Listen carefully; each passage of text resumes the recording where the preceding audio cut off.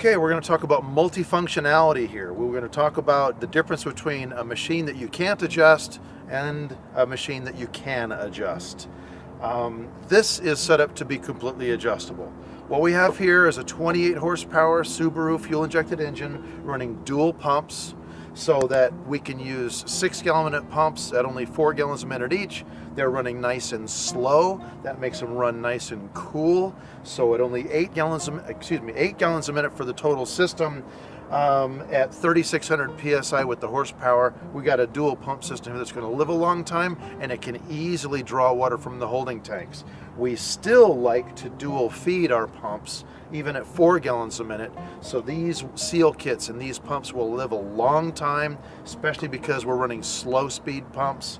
Now we'll talk about using dual pumps with multifunctionality. If I only want 4 gallons a minute right now for doing a quick demo inside of a restaurant or something, I want limited flow and good temperature, then I want to have the heat turned up, I want to have the engine turned down so I'm not wasting any horsepower, not wasting any flow. I'm using each of the pumps at 2 gallons a minute to get a total of 4. Why waste the gasoline otherwise? And they're working easy. They draw water easy. There's no harm, no foul in this. So having an adjustable throttle control allows me to have adjustable flow control. And with a 12-volt heater, I'm not worried about not having enough voltage to run off of a generator. So no generator, 12-volt heater, multifunctional system with adjustable throttle control. Here's the next step. If we want full pressure and full flow, then we'll have the engine at full speed, leaving the primary unloader valve at full pressure. And I don't want to mess with that adjustment because the sweet spot is so critical on the high pressure side of the system. We don't want any unusual pressure spikes going through the hoses or the heater or anything else to wear things out prematurely. So normally we like to leave the high pressure unloader set for maximum system pressure and don't mess with it.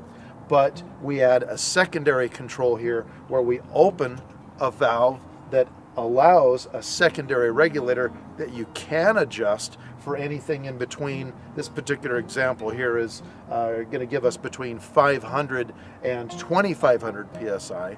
So as soon as I open this valve, the secondary regulator is giving us all of our pressure regulating. So I can match nozzles in, let's say, a vacuuming surface cleaner to give me maybe only 1,500 psi or 1,000 psi inside of a big restaurant. So we can go with work speed, minimizing the effect of damaging tiles, but the reduced flow at the low pressure will allow the temperature to go up so we can sterilize the floors of that kitchen as fast as you can move. Now that is a multifunctional system that can really do something for you. Also, you have the option of going into the higher temperature ranges with an adjustable temperature control that goes up to 300 degrees. And let's say you want to remove gum today. Gum disintegrates at 260 degrees. You may have to back off the flow to 3 or 4 gallons a minute to get that kind of temperature, but you're going to get that temperature if you back off the flow, match the nozzle to minimize the flow coming through the heater, and by matching the pressure with something that's tolerable, we can steam clean and sterilize and remove gum instantly. That's multifunctionality.